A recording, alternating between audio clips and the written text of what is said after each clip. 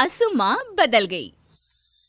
कहानी उस घर की है जहाँ बहू और बेटी को एक माना जाता था, लेकिन फिर अरे शिखा बेटा, तू रसोई में क्यों घुसी रहती है?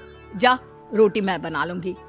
नहीं नहीं माँ जी, आप बैठिए, बस सारा खाना बन ही गया है। श्वेता को बोल देती हूँ, वो खाना लगा देगी सबका। सॉरी भाभी, मेरे पास वक्त नहीं है। माँ, मुझे पैसे देना, पार्लर जाना है। हाँ हाँ चली जाना, भाभी को भी ले जाना। वो भी जाने को बोल रही थी पार्लर, पर पहले ना मदद कर दे उसके खाना लगाने में। देख माँ, वो बहू है, उसे बहू रहने देना, इतना सर पर मत चढ़ा भाभी को। श्वेता, ज्यादा मत बोला कर। बहू और बेटी में कोई फर्क नहीं होता है। जा जाकर काम कर। ननद को माँ का भाभी से इस तरह प्यार करना बिल्कुल अच्छा नहीं लगता। वो बार बार किसी न किसी तरह माँ को भाभी के खिलाफ भड़काती रहती, लेकिन कोई फायदा ना होता। एक रोज, अरे बेटे किशन, जा बहू को कहीं घुमा कर ला, सारा दिन घर में काम करती रहती है। हाँ हाँ माँ, हम लोग जा रहे हैं ना गोवा।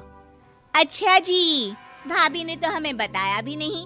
वैसे तो सारी पंचायत करती है, ये गोवा वाली बात क्यों छुपा गई हमसे? अरे क्योंकि उसे खुद नहीं पता था बहन। मुझे टिकट सस्ती मिल रही थी तो मैंने बुक कर दिया। हाँ शिखा, पैकिंग कर ले, संडे हम जा रहे हैं गोवा। दोपहर में शिखा पैकिंग कर रही थी कि सास आ जाती है। ये क्या बहू, साड़ियाँ? अरे गोवा जा रही है घूमने या फिर शादी में मायके हैं?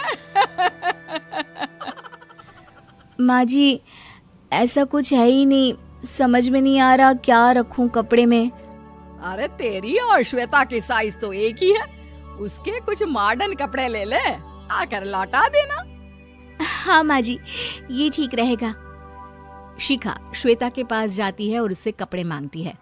ना जी ना, मैं अपने कपड़े ना दूं, वैसे भी फैल जाएंगे मेरे कपड़े, बहुत महंगे वाले हैं। शिखा मुंह लटकाकर कमरे में आ जाती है तो सास कहती है, चल तैयार हो जा, तुझे मैं शॉपिंग करा कर लाती हूँ गोवा की। बस फिर क्या था, सास बहू निकल जाते हैं मार्केट और एक से बढ़कर एक ड्रेस खरीद कर घर आते हैं।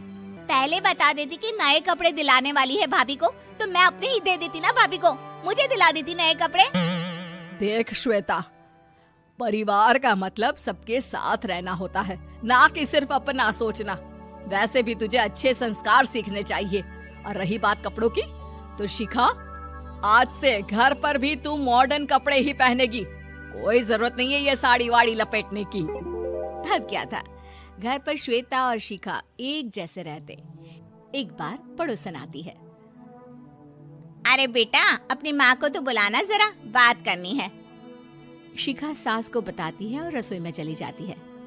ये आपकी बेटी बहुत बड़ी हो गई है, इसके लिए एक रिश्ता है, कहो तो बता दूं। ये बेटी नहीं बहू है, घर में सब एक जैसा ही रहता है। वैसे मेरी बेटी भी बड़ी हो गई है, कोई रिश्ता हो तो जरूर बताना। पड़ोसन रिश्ता लेकर उन लोगों के घर आती है। तब श्वेता की होने वाली सास कहती है, तो ये घर है, कितने मंजिल का है? और ये बहू ने आपकी क्या पहन रखा है, जीन्स टॉप? अरे भाई, साड़ी वाड़ी नहीं है क्या इसके पास? देखिए, सर्दी है तो साड़ी में बहू कैसे मैनेज करती, वैसे पहनती है साड़ी भी। देखिए, हम लोग ठहरे पैसे वाले लोग, कोई कमी नहीं है हम लोगों के पास पैसों की, बहुत पैसे हैं, जमीन, नौकर चाकर, कार, सब कुछ है, लेकिन घर में संस्कारी बहू चाहिए। समझ रही हैं ना आप? सास कुछ कहती कि श्वेता बोल पड़ती है, हाय रे, नौकर चाकर से लेकर जमीन, कार, पैसा, हाँ हाँ मुझे रिश्ता मंजूर है मुझे। अरे रुक जा श्वेता, मैं बात कर रही हूँ ना। देखिए, हम लोगों के घर इतनी आजादी नहीं मिलेगी। अरे हाँ कर देना माँ, हाँ कर दे जल्दी से। सास क्या करती, बेटी की शादी ऐसे घर में कर देती है जहाँ ना उनके विचार मिलते हैं और ना ही आचार। शादी के बाद एक रोज फोन पर, श्वेता बेटा, एक बार घर आ जा, बहुत दिल करता है तुझे देखने का। माँ, वो घर पर बहुत काम होता है, कैसे आऊँ? बड़ा घर है, लेकिन आने जाने वालों की लाइन ही लगी रहती है। बेटा मैं तो जानती थी उस घर का हाल, लेकिन तू ही नहीं मान रही थी। माँ देख, हर घर का यही हाल है। तेरी बेटी को यहाँ घूंघट हटाने की परमिशन नहीं है और एक तरफ भाभी स्कर्ट पहनकर घूम रही है। बेटा मुझे क्या पता था कि मेरी बेटी को ससुराल के नाम पर पिंजरा मिल जाएगा। अच्छा माँ, फोन रखती हूँ, सास को गर्मा गर्म रोटी खिलानी है। तुम लोगों की तरह नहीं कि एक रोटी बनाओ, एक सब्जी बनाओ, फिर सारा दिन फ्री होकर घूमो। सास फोन तो रख देती है, लेकिन सोच में पड़ जाती है कि एक तरफ बेटी जिसे कोई आजादी नहीं, वहीं दूसरी तरफ बहू जिसे देखकर लगता ही नहीं कि उसकी शादी भी हुई है। अगले रोज। शिखा, अरे ओ शिखा। हाँ माँ, क्या हुआ? कुछ चाहिए आपको? मैं जिम जा रही थी। जिम के कपड़ों में बहू को देखकर सास को घूंघट में अपनी बेटी का ख्याल आता है। देख बहू, घर में बहू की तरह रहा कर। इतने टाइट कपड़े पहनकर जिम जाना पसंद नहीं मुझे। जा जाकर रोटी बना। रोटी?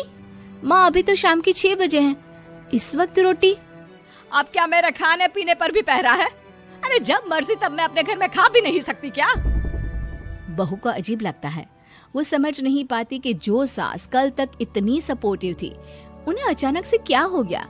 वो किचन में जाती है, गरम रोटी के साथ 2 तरह की सब्जी, रायता, सलाद सब लेकर सास के पास आती है। माँ जी, खाना। इतना सारा खाना? राक्षस समझा है क्या मुझे? रोटी मांगी थी मैंने गर्मा गर्म बस। पर माँ जी, रोटी खाती किससे आप? सब्जी तो बनानी थी ना। अरे भूख मर गई मेरी तेरी बहस से। जा जाकर काम कर, अंदर पूरी रसोई साफ कर। बहू अंदर चली जाती है। थोड़ी देर में श्वेता घर आती है। अरे शिखा जल्दी से चाय ला, पकवान बना, मेरी बेटी आई है। अरे नहीं नहीं माँ, ड्राइवर बाहर खड़ा है। मैं तो घर का कोई सामान खरीदने के बहाने यहाँ आ गई हूँ, मुझे जाना होगा। अरे बेटा, पर कितने दिनों बाद देख रही हूँ तुझे, रहने आ जाना 2-4 दिन के लिए। आ जाऊंगी माँ, जब मेरी सास मरेगी तब। मैं तो रोज मन्नत मानती हूँ कि मेरी सास मर जाए तो अच्छा है। अच्छा चल, जा रही हूँ माँ। हे भगवान, कैसे कैसे दिन देखने पड़ रहे हैं मेरी बेटी को। सास अंदर जाती है, जहाँ श्वेता की जिम वाली सहेली का फोन आया होता है। क्या बात है, आज जिम नहीं आई? अरे पता नहीं यार, आज माँ को क्या हो गया अचानक। पर खैर कोई नहीं, लगता नहीं कि मैं अब जिम आ पाऊंगी। शिखा स्पीकर पर बात कर रही थी, जिसे सास सुन रही थी। यार ये सास ना होती ही ऐसी है। मैं तो कहती हूँ बुढ़िया जल्दी मरे और तू आराम से जिए। शिखा को सहेली की बात पर गुस्सा आ जाता है। माँ के मरने की कौन सा बच्चा दुआ मांगता है मोहिनी? आगे से ऐसी बात मेरे सामने मत करना। हमारे घर की शोभा ही माँ है। क्या हुआ जो थोड़ी सख्ती दिखा रही है? उसमें भी कोई ना कोई उनकी भलाई ही होगी। मैं तो कहती हूँ भगवान मेरे जैसी सास सबको दे, जो सिर्फ माँ की तरह है। सास वाली तो कोई बात ही नहीं है उनमें। सास ये बात सुन रही थी।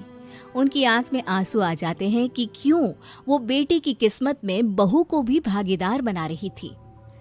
शिखा, अरे ओ शिखा, क्या हो गया? जिम नहीं जाना क्या?